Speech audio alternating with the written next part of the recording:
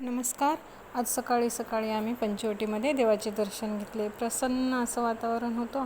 खूप दिवसांनी पंचवटीत गेलो.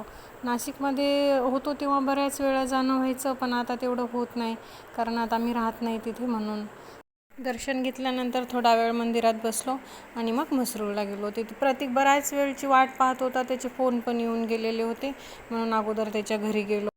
प्रतीकच्या पप्पांची प्रतीकची भेट घेतली, नाश्ता केला, बराच वेळ गप्पा मारल्या आणि निघालो. सांगायचं विसरले, प्रतीकने खास माझ्यासाठी पोहे बनवून ठेवले होते. मग मी आमच्या बिल्डिंगमध्ये गेले. ओमच्या मम्मीला भेटले. आमचे शेजारी आहेत ते, म्हणजे असं वाटतच नाही, आम्ही जवळपास 15-16 वर्षापासून शेजारी राहतो.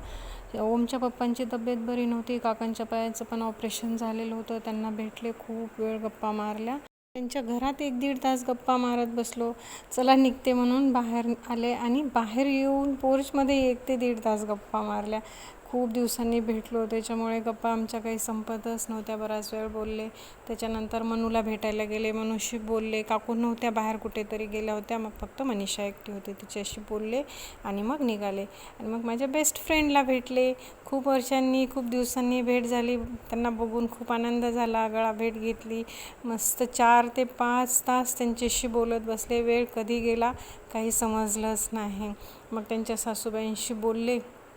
त्यांची तब्येत बरी नसते, आता वय झालेलं आहे, त्याच्यामुळे मग त्यांच्याशी बोलून मग हे पण आले, हे पण बसले. त्यांच्या सासूबाईंशी बोलले आणि मग आम्ही कार्तिकच्या घरी निघालो. कार्तिकच्या घरी गेल्यानंतर काका काकूंना भेटलो. कार्तिकसोबत काका काकूंसोबत वेळ घालवला. बराच वेळ बसलो तिथे आणि मग त्यांच्याकडून निघालो. वनिताचा केव्हाचा फोन येत होता, म्हणजे ह्यांच्या मित्रांची मिसेस आहे तिने डिनर प्लॅन केला होता. बाहेर जेवायला जायचं होतं, म्हणून लगेच निघालो तिथून.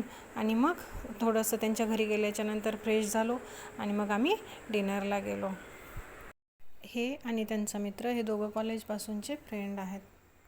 मस्तपैकी डिनर एन्जॉय केला, फोटो सेशन केलं. खूप वेळ दोघी बोलत बसलो. त्या दोघांच्या गप्पा संपत नव्हत्या आणि आमच्या पण मुलं कंटाळून गेले होते बिचारे. आणि मग बराच वेळ थांबून आम्ही घरी निघालो, कारण दुसऱ्या दिवशी आम्हाला उज्जैनला जायचं होतं सकाळी सकाळी, म्हणून आम्ही निघालो. आजचा व्हिडिओ तुम्हाला कसा वाटला हे मला नक्की कमेंटमध्ये सांगा. आपल्या व्हिडिओला लाईक, शेअर आणि सबस्क्राईब करायला विसरू नका. बाय.